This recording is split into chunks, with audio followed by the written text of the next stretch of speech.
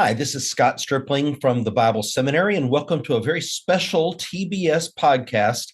I have with me today as a guest a dear, close personal friend, and his name is Timothy Mahoney. You guys probably know that name as a filmmaker. Tim was formerly the president of NRB and has made a number of really important and impactful films over the last several decades. So, Tim, welcome to the TBS podcast. Well, I actually was the president of ICVM, not NRB, but Okay. international. One International. acronym is as good as another. Right. Okay. Who's spelling anyway? Not us, obviously. That's a film on the alphabet, which is the Moses controversy. Yeah, but I was the president of the International Christian Visual Media for I think 6 years, and we just had our conference, and it's an important role to be a media person in today's culture. So, well, thanks for having me on. Well, we're glad to have you. We're sort of doing a role reversal today. I mean, usually you're the one grilling me with questions, and so today you're going to get a taste of your own medicine. Yes, I'm not as comfortable with that, but I do like asking questions. But yes, now I know how it feels. Well, good. Tell me where of all the ideas that you must have going around in that creative brain of yours, you came up with this one about the Israel dilemma. Tell us how this came to fruition. Well, back in 2007, we were working on what I thought was a finished film.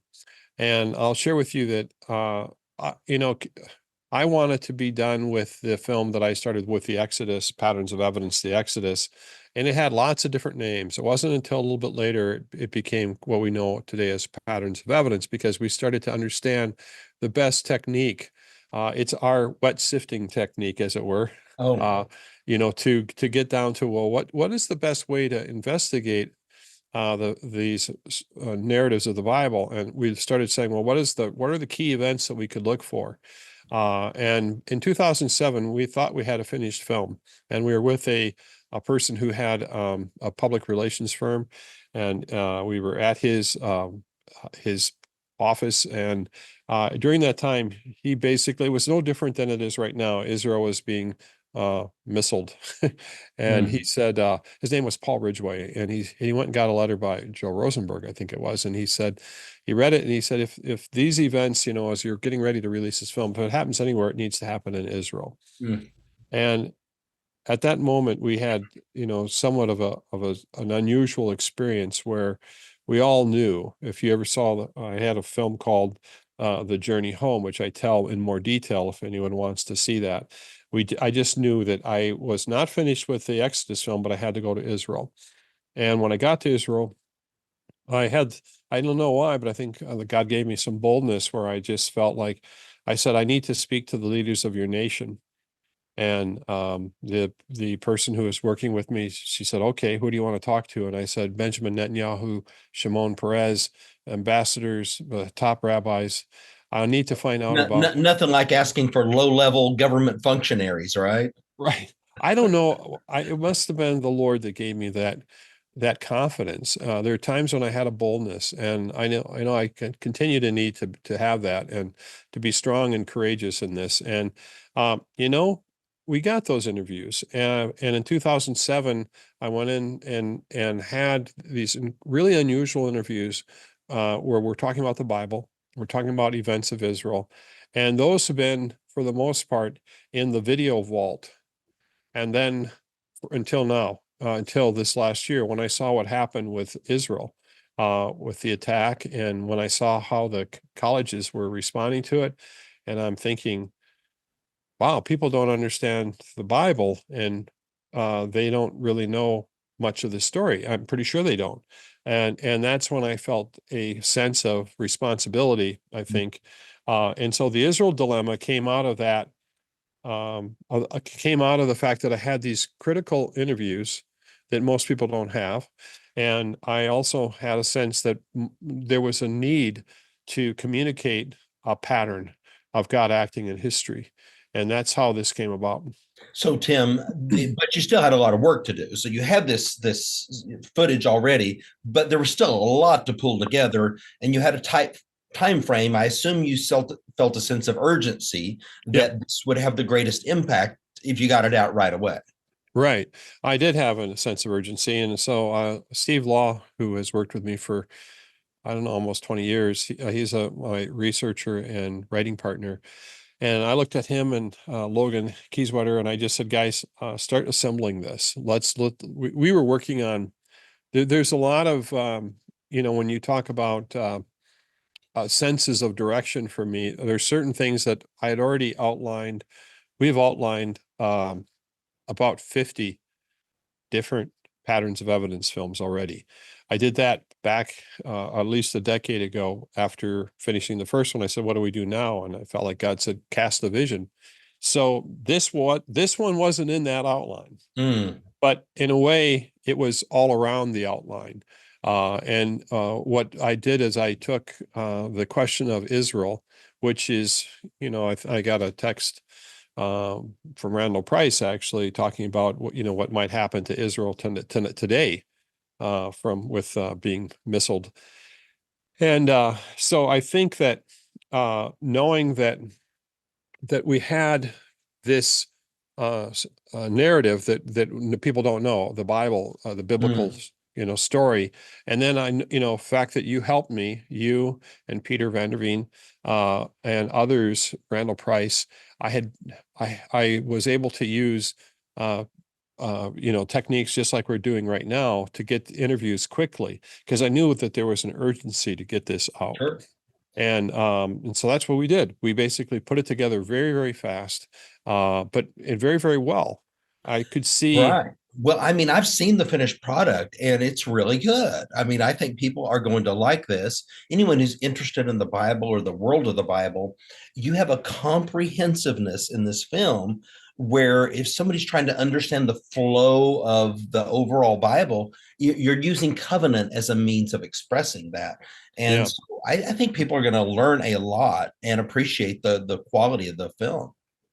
Peter Gentry is also in this film, and Right. he's written a book, I think, called Kingdom and Covenant. Right. Anyway, I might have got the title wrong, but he's in the movie as well. And so I've been surprised, Scott, by the interviews that I've had, how there are portions of those interviews that have been taken years ago that seem to be ready and seem to be pertinent for today. And the question about, as I'm looking at this turned into, I said, Steve, well, where are we at with this? Because we're making other films too. And I believe God is calling me to actually have a studio and to create more content, and content that has virtue, content that has truth, content that bears light, because the content that's being produced right now doesn't have any of that. It's virtueless in many cases. I think I could say that it's, if anyone's looking through Netflix or these shows, and you're looking at saying, is there anything that I would care to watch or that would not grieve me? And I oftentimes struggle with that. So I have felt that God has called us to make films, and by faith. I mean, I'm thinking about it, I'm like, well, how could this be? How do I do this? And so it's really an issue of faith to basically start to create these films, and Yeah. and that's what we're doing. We're educators, and at the top of Bloom's taxonomy of educational kind of a paradigm, if you will, is creativity. And so we do all these lower level things, knowledge and comprehension and application and synthesis and analysis, but it's all leading to this point that in a sense we can become like God, represent God in that we are creative, just as He is, and produce something. And so to watch you produce this has been just really great. Randall and I, by the way, are going to be speaking at a conference this Saturday in Dallas, and so we'll make sure that we plug it since we're both going to be there together. We'll plug it, and I'd love to see this get synergy across the nation. I think it would help a lot for people to understand.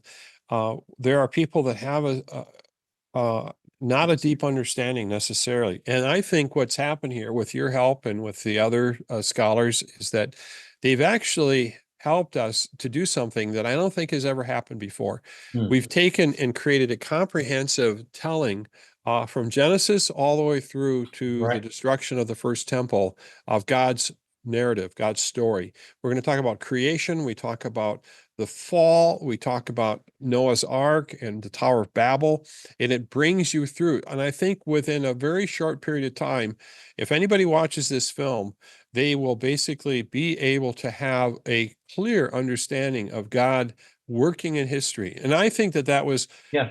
Answer or Genesis Apologetics helped us with their footage. They had a movie called The Ark into Darkness, and they helped us with that.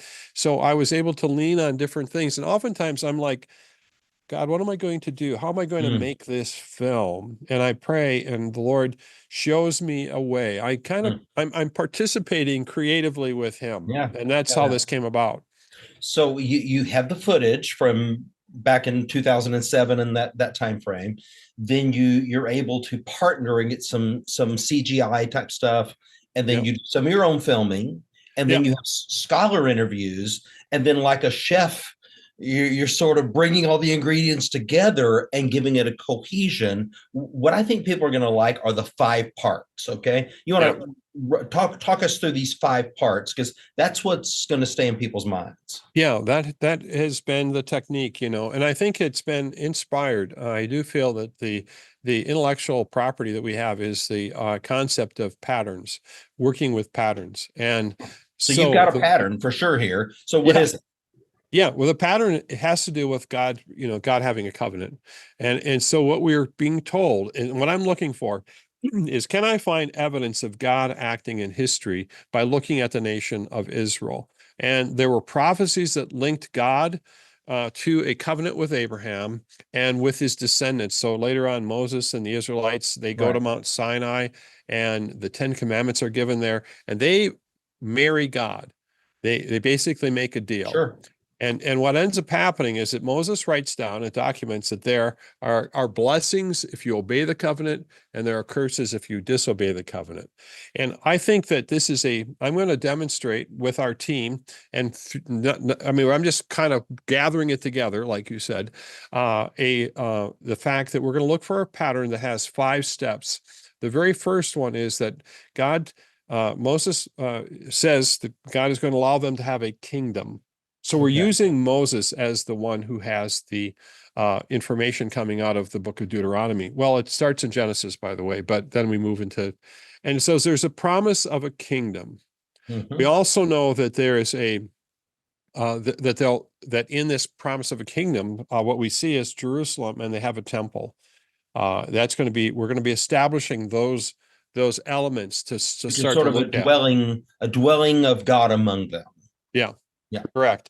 Yeah, and as you know, for a while there it was at Shiloh, and then it later moves. The Ark of the Covenant moves to this temple, and Solomon builds this temple. So this is a part of the archaeology that we're going to be looking at Jerusalem Mm. and the temple.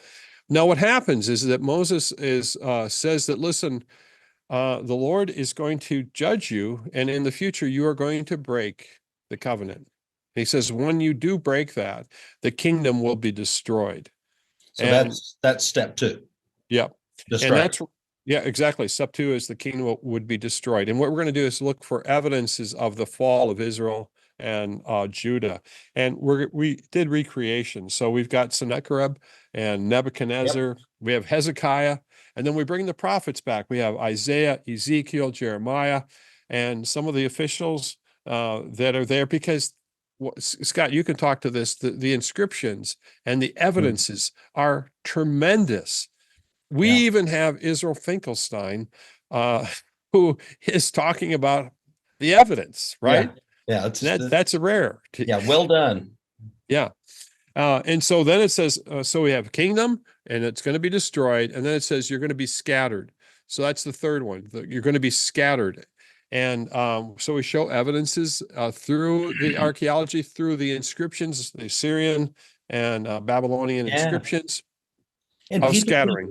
people who like to see linkage between the archaeological data and the biblical text are going to love this, because you've got all these inscriptions, and then you're on site and you've got scholars talking about it, but then it quickly moves on. It's not like you're lagging it at Megiddo or Lachish or something. So it's building toward a narrative, because you tell people up front, here's the 5 steps, and then you start moving through them. So kingdom, destruction, scattered. Yeah. And then we move to persecuted. And we're going to show, Deuteronomy says, you shall become a horror, a proverb, a byword among all these people, where the Lord will lead you away. And, and so it's basically saying that God is going to basically show that you are going to be persecuted. There's great penalty, great costs for breaking the covenant with the Lord. And one thing that's interesting about this is that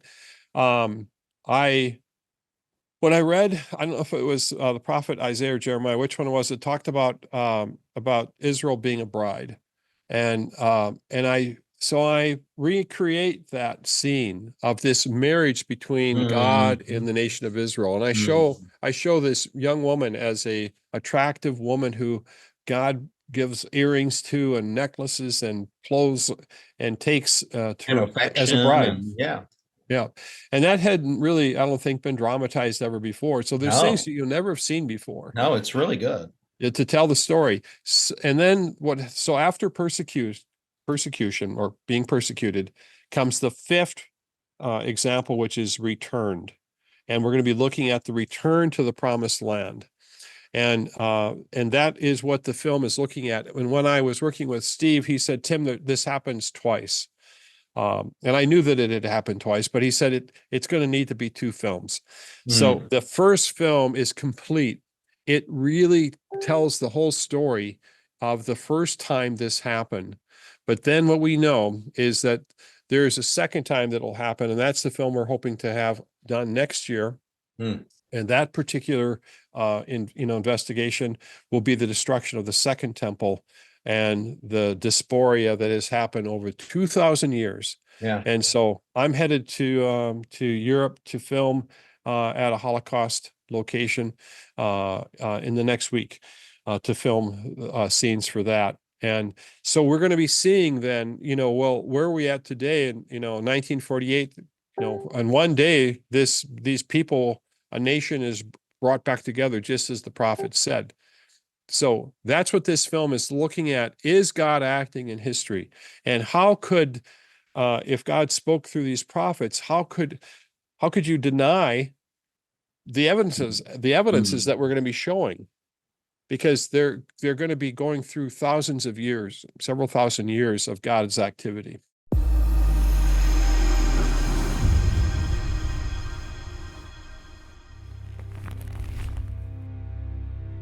But your name shall be Abraham. I also antagonized a lot of people by recognizing the state of Israel as soon as it was formed. Where's your title to the land? He said, he held up the Bible and he said, here's the title. You don't lose your right to your home because somebody kicked you out. The Torah came before the land.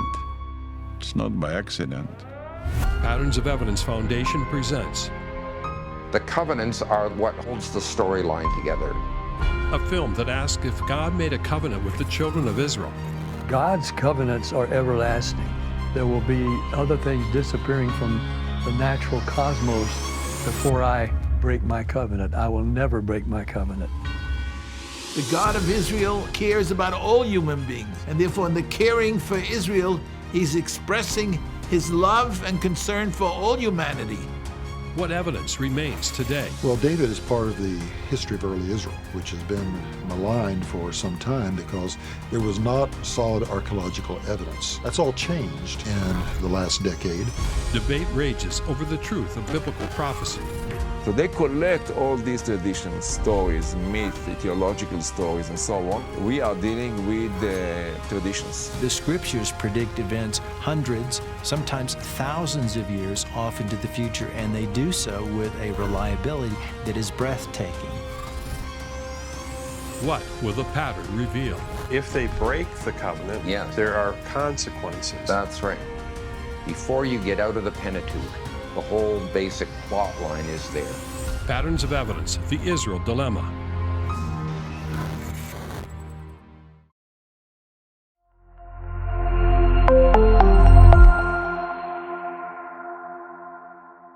one of the questions that you asked me in the film was about predictive prophecy. Do we have reason to believe that we have something called predictive prophecy? And so we discuss how Isaiah, for example, calls Cyrus by name 150 years before he's born, and then Cyrus is the one who facilitates the return to the land. Of course, someone like you mentioned, Israel Finkelstein, on the other hand, their only way to respond to that without saying it's a miracle is that the Bible was written after the event, and that's the only way that the prophets could have possibly known this. Right. One of the things that you've done well in your films is to show the supernatural aspect, that God is the same yesterday, today, and forever, and he has moved in history, and he is still moving in history. Well, what's been helpful is that I really enjoy when you talked about the creative. I didn't know I was up on the top of the pyramid, but I love the creative part of it because, in a sense, I see a bit of. We have another film coming up called The American Miracle, which is about God's providence. Hey, I've heard about that film. Yes, well, you're in it. That's right.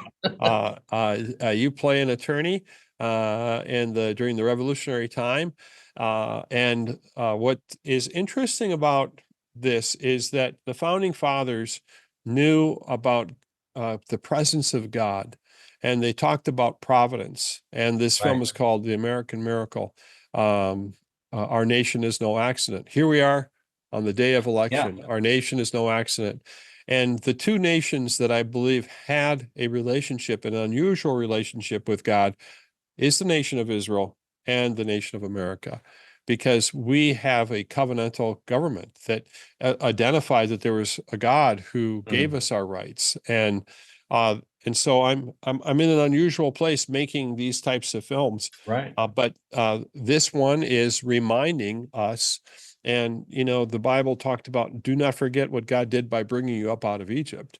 And it's I haven't counted, but I think it's over 100 times that is being told. It's like a parent to a child. You get told the same thing a lot of times. Mm-hmm. For those in the TBS folks in the Houston area, The American Miracle, much of that was filmed here in Houston, wasn't it? It was. An important scene was at Houston Baptist or Houston Christian College. Houston Christian College has a replica of Independence Hall. Yeah. And we were blessed and fortunate to be we were the first to ever film anything there. And we filmed a huge part of the film, which is the Constitution. So The American Miracle starts really in 1826, 50th anniversary, and then we go back to the beginning, and our main character is George Washington, and we follow his life as he puts his trust in God, and he has these miraculous times when God spared him. And then we take you through the American Revolution, through everything from the crossing of the Delaware to Valley Forge, and into these battles of which the reading of the Independence, the Declaration, and all these different things where God supernaturally interacted.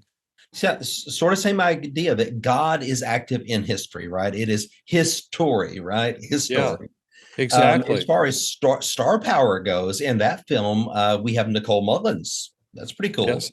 Nicole C. Mullins she's playing Mumbet Freeman, and you're on the other side of the table. We've got another person, Libby Smallbone, and she is playing a woman who was a slave master to Nicole, and there's a trial, and that begins the abolition movement, really, and the beginning of anti-slavery movements, and that happened right in the middle of the Revolutionary War. It happened, and each of these films that I'm working on, and these films are really about God acting in history. Mm-hmm. And can we see the pattern of God acting in history, and what has he done?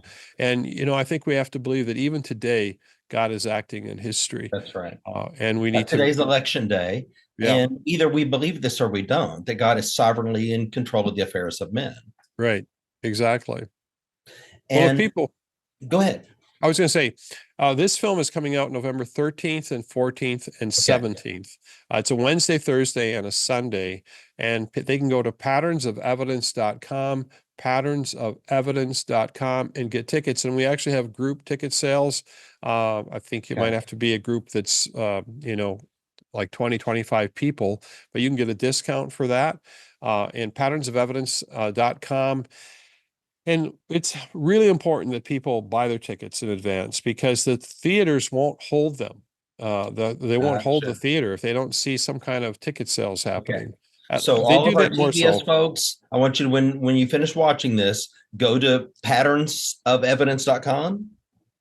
We'll have it on you'll see the ticket link. Okay. And go ahead and get those tickets, invite other people, and the election will be behind you, and you'll something fun, wholesome that you could do. Go to the theaters and invite your neighbors to go with you. If you're at the website, you'll also see a Bible study. We have if you want to prepare yourself or bring your small group, your Bible study group or Sunday school class, you can download the Bible study. It's just 2 pages. It gives you all the scriptural references that could help you, probably prep you to go to the film and just really know what these passages are. And then you're going to see this amazing, I think, inspiring pattern of evidence of God acting in history. And one thing we could talk about is Isaiah and Hezekiah. I never really put the two of those together. I guess I didn't read enough, but how all that came together. Wasn't that pretty fascinating? We have a group of TBS students in a couple of days who are traveling to Oklahoma to where the Hezekiah and Isaiah Bula Hezekiah and Isaiah Bula are on display. And so this has been on my mind a lot, just to think how the Bible juxtaposes them.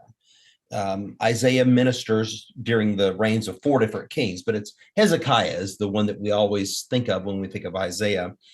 And the idea that their clay seal impressions, what we call Bula, are found just south of the Temple Mount, about 2 meters apart at the same level through wet sifting.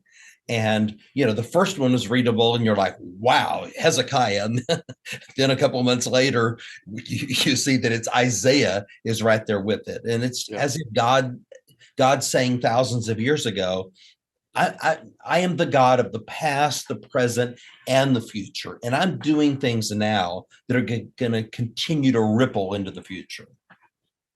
Yes. And not only that, but there are 2 other seals, and I can't remember the name of those men that were officials.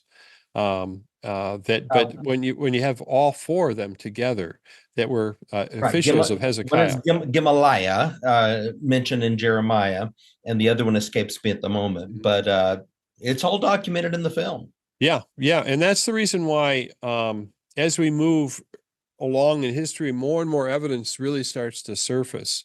And so what does it mean for us today? I think that I am going to, as we move forward in time here, we're going to basically say, well, what are the different ways to view this?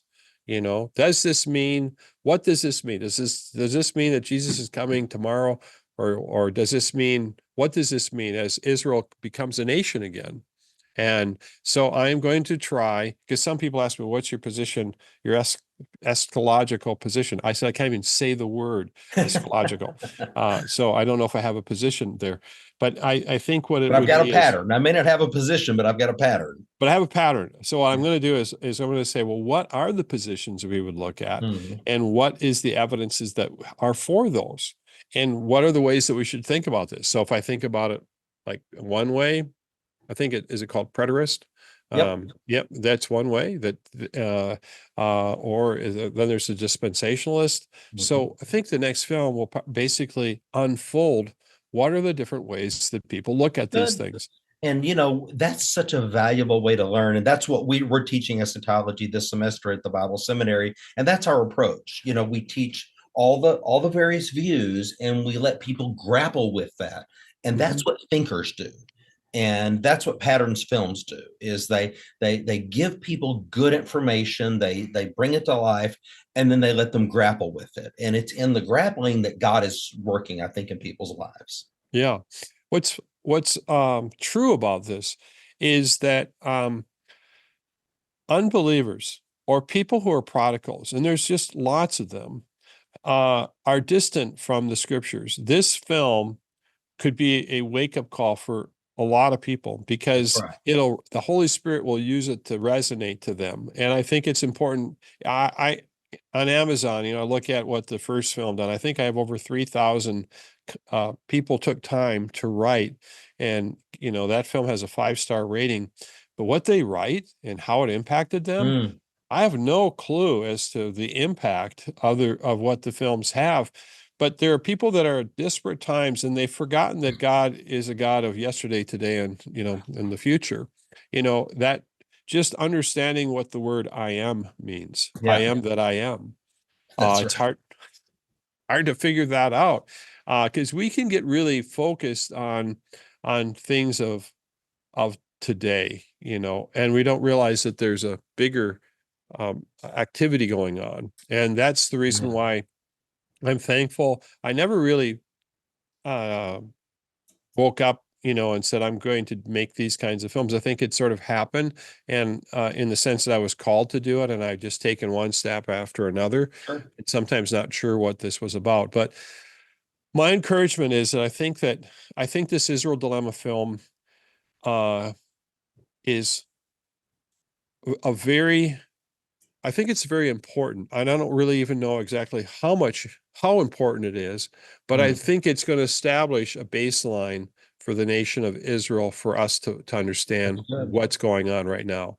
And so, I think it's nationwide in America, right? But there will be secondary means of distribution to other countries, because we'd like to get it into Israel as well. Right. And I'd like to probably get it into Hebrew. So that it would be very easy to, so I'm working on, I'm not there yet, but we're working on, modifying languaging. Some of our films, we've got them in,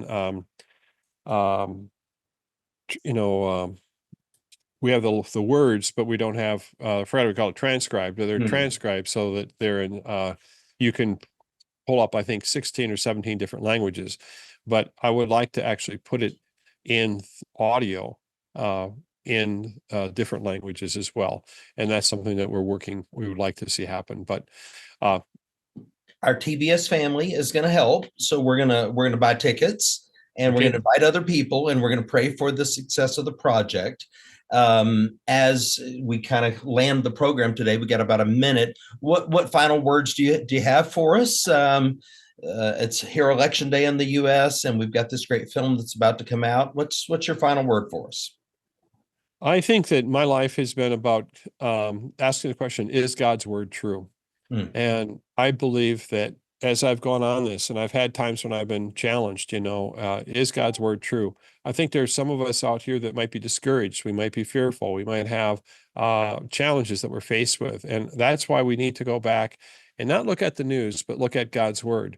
And, thinking about this, I am that I am, the promises that God has given us are eternal promises. And I think that's the word that I would say, is that I have to practice that myself. There are times when I get discouraged and I'm wondering, okay, Lord, how are we going to get through this time? Right. And at this time when there's a lot of uncertainty, I've been called to make a film to encourage people to see that God's word is true, and he's kept it, and he'll keep it for us as he kept it for the historical nation of Israel. That's so good. Tim, you're a great friend. I love you, brother, and give my best to your team, Steve and Logan, and your darling wife, Jill, and go play pickleball with her and go play with the grandkids when this is over. Okay. Well, thank you again for having me. It's been a real pleasure. Blessings. Blessings to you too. Yeah.